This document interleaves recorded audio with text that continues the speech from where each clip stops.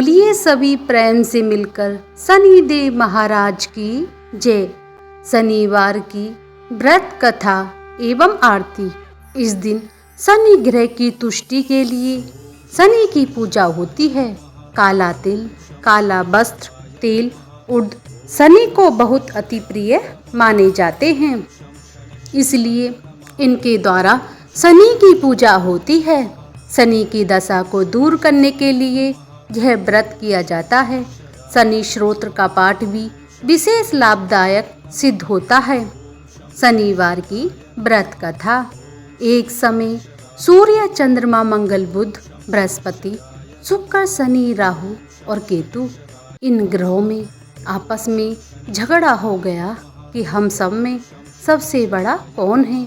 सब अपने आप को बड़ा कहते थे। जब आपस में कोई भी निश्चय नहीं हो सका तो सब के सब आपस में झगड़ते हुए इंद्र के पास गए और कहने लगे कि आप सभी देवताओं के राजा हो, इसलिए आप हमारा न्याय करके बतलाओ कि हम नवों ग्रहों में सबसे बड़ा कौन है। राजा इंद्र इनका प्रश्न सुनकर घबरा गए और कहने लगे, मुझ में यह सामर्थ्य नहीं है कि जो किसी को बड़ा या छोटा बतलाऊं। मैं अपने मुख से कुछ नहीं कह सकता हूँ। हाँ, एक उपाय हो सकता है। इस समय पृथ्वी पर राजा विक्रमादित्य दूसरों के दुखों का निवारण करने वाला है, इसलिए तुम सब मिलकर उन्हीं के पास जाओ, वही तुम्हारे दुखों का निवारण करेंगे। ऐसा वचन सुनकर सब ग्रह देवता चलकर भूलोक में राजा विक्रमादित्य की सभा में जाकर उपस्थित हुए और अपना प्रश्न राजा के सामने रखा। राजा उनकी बात सुनकर बड़ी चिंता में पड़ गए कि मैं अपने मुख से किसको बड़ा किसको छोटा बतलाऊं। जिसको छोटा बतलाऊंगा वही क्रोध करेगा। परंतु उनका झगड़ा निपटाने के लिए एक उपाय सोचा। उन्होंने सोना, चांदी, कांसा, पीतल, सीसा, रांगा, जस्ता, अभ्रक और लोहा नवों धातुओं के 9 आसन बनवाए। सब आसनों को क्रम से, जैसे सोना सबसे पहले और लोहा सबसे पीछे बिछाए गए थे। इसी के पश्चात राजा ने सब गिरों से कहा, आप सब अपने अपने सिंहासनों पर बैठिए।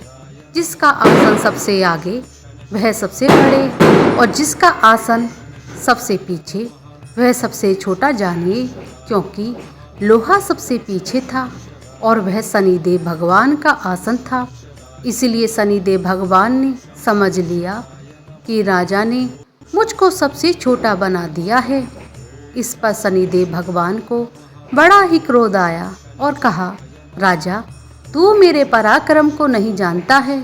सूर्य एक राशि पर 1 महीना, चंद्रमा 2.25 महीने 2 दिन, मंगल 1.5 महीना, बृहस्पति 13 महीने, बुध और शुक्र 1 महीने, परंतु मैं एक राशि पर 2.5 अथवा 7.5 साल तक रहता हूँ।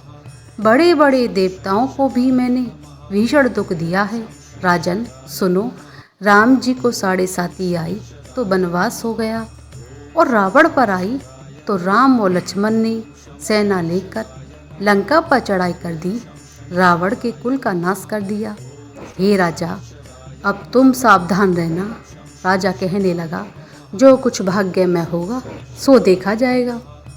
उसके बाद अन्य ग्रह तो प्रशंसा पूर्वक के साथ चले गए, परंतु शनिदेव भगवान बड़े क्रोध के साथ वहाँ से सिधारे। कुछ काल व्यतीत हो जाने पर जब राजा को 7.5 की दशा आई तो शनिदेव भगवान घोड़ों के सौदागर बनकर अनेक सुंदर सुंदर घोड़ों के सहित राजा की राजधानी में आए। जब राजा ने सौदागर के आने की खबर सुनी तो असपाल को अच्छे अच्छे घोड़े खरीदने की आज्ञा दी। असपाल ऐसी अच्छी नस्ल के घोड़े देखकर और उनका मूल्य सुनकर चकित हो गया और तुरंत ही राजा को खबर दी। राजा उन घोड़ों को देखकर एक बड़ा सा घोड़ा चुनकर सवारी के लिए चढ़ा। राजा के घोड़े की पीठ पर चढ़ते ही घोड़ा तेजी से भागने लगा। घोड़ा बहुत दूर एक बड़े जंगल में जाकर राजा को छोड़कर अंतर्ध्यान हो गया। इसके बाद राजा अकेला जंगल में भटकता फिरता रहा। बहुत देर के पश्चात राजा ने भूख और प्यास से दुखी होकर भटकते भटकते एक ग्वाले को देखा। ग्वाले ने राजा को प्यास से व्याकुल देखकर पानी पिलाया। राजा की उंगली में एक अंगूठी थी। राजा ने उसे निकालकर प्रशंसापूर्वक के साथ ग्वाले को दे दी और शहर की ओर चल पड़ा। राजा के शहर में पहुंचकर एक सेठ की दुकान पर जाकर बैठ गया और अपने आप को उज्जैन का रहने वाला तथा अपना नाम बीका बतलाया। सेठ जी ने उसको कुलीन मनुष्य समझकर जल आदि पिलाया। भाग्यवश उस दिन सेठ की दुकान पर बिक्री बहुत अधिक हुई। तब सेठ उनको भाग्यवान पुरुष समझकर भोजन कराने के लिए अपने साथ ले गए। भोजन करते समय राजा ने आश्चर्य की बात देखी। खूंटी पर हार लटक रहा है और खूंटी उस हार को निगल रही है। भोजन के पश्चात कमरे में आने पर जब सेठ जी के कमरे में हार नहीं मिला तो सबने यही निश्चय किया कि सिवाय बीका के और कोई इस कमरे में आया ही नहीं, अतः अवश्य ही उसी ने हार चोरी किया है। परंतु बीका ने हार लेने से मना कर दिया। इस पर 5-7 आदमी इकट्ठे होकर उसको फौजदार के पास लाए। फौजदार ने उसको राजा के सामने उपस्थित कर दिया और कहा, ये आदमी तो भला प्रतीत होता है, चोर मालूम नहीं होता, परंतु सेठ का कहना है इसके सिवा और कोई घर में आया ही नहीं, अवश्य ही इसने चोरी की है। तब राजा ने आज्ञा दी इसके हाथ पैर कटवा कर चौर किया जाए। राजा की आज्ञा के तुरंत पालन किया गया और बीका के हाथ पैर काट दिए गए। इस प्रकार कुछ काल व्यतीत हो जाने पर एक तेली उसको अपने घर ले आया। कोलू पर उसको बिठा दिया। बीका उस पर बैठा हुआ जुबान से बैल हाँकता रहा। शनि की दशा समाप्त हो गई और एक रात को वर्षा ऋतु के समय वह मल्हार राग गाने लगा। उसका गाना सुनकर उस शहर के राजा की कन्या उस राग पर मोहित हो गई और दासी को खबर लेने के लिए भेजा कि शहर में कौन गा रहा है। दासी सारे शहर में फिरती फिरती क्या देखती है कि एक तेली के घर में चौर गया राग गा रहा है। दासी ने महल में आकर राजकुमारी को सब वृत्तांत सुना डाला। बस उसी क्षण राजकुमारी ने अपने मन में यह प्रण कर लिया, चाहे कुछ भी हो मैं इस चौरकिया के साथ विवाह करूंगी। प्राप्त काल होते ही जब दासी ने राजकुमारी को जगाना चाहा तो राजकुमारी अनशन व्रत लेकर पड़ी रही। तब दासी ने रानी के पास जाकर राजकुमारी के ने उठने का वरदान कहा।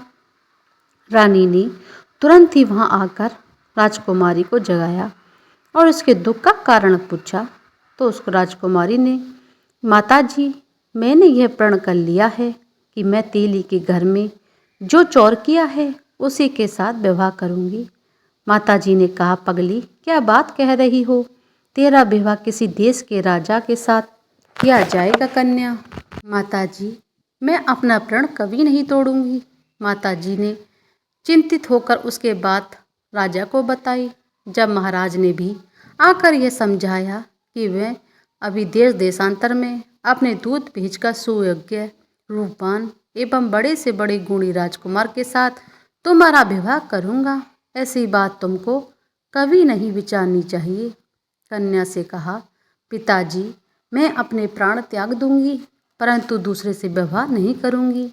इतना सुनकर राजा ने क्रोध से कहा, यदि तेरे भाग्य में ऐसा ही लिखा है तो जैसी तेरी इच्छा हो वैसा ही कर।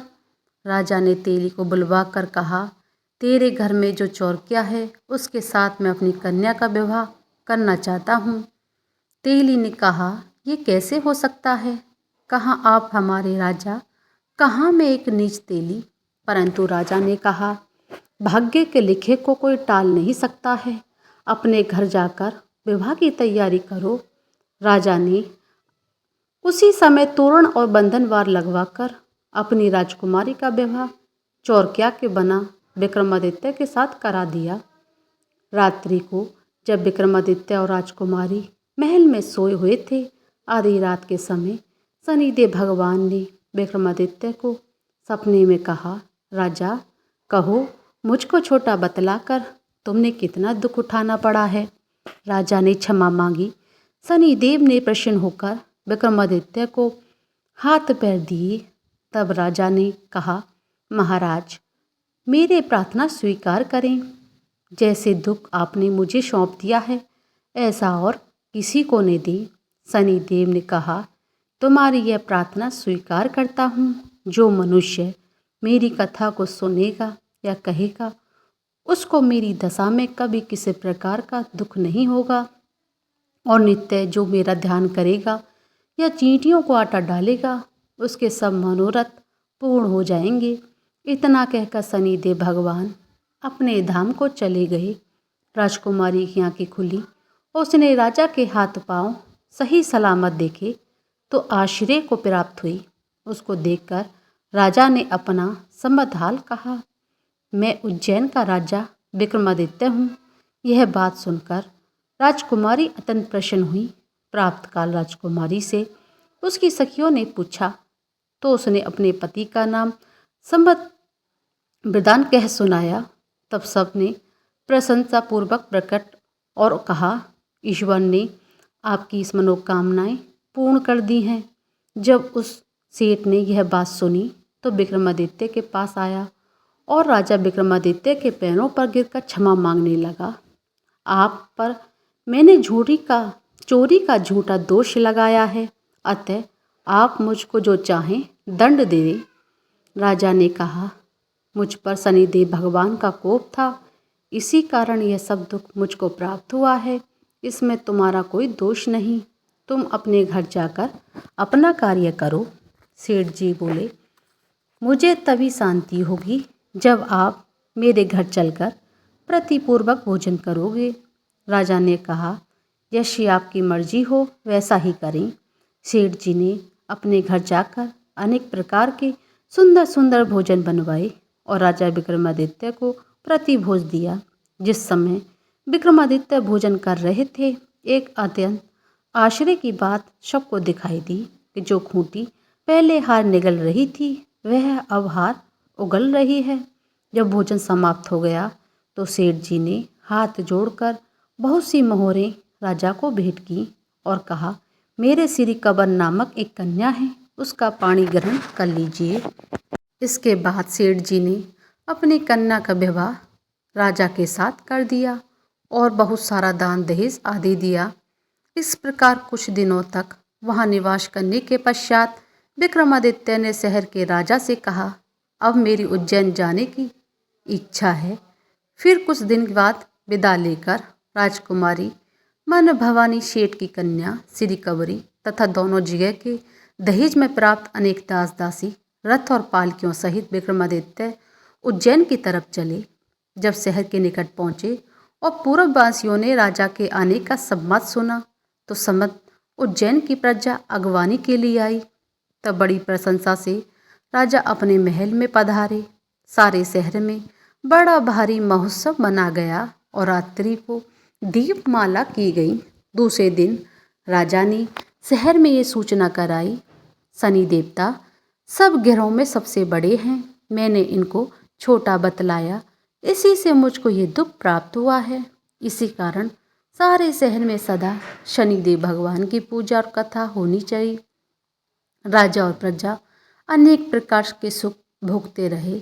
जो कोई शनिदेव भगवान की इस कथा को पढ़ता है, सभी को प्रेम पूर्वक सुनाता है, शनिदेव की कृपा से उसके सब दुख दूर हो जाते हैं।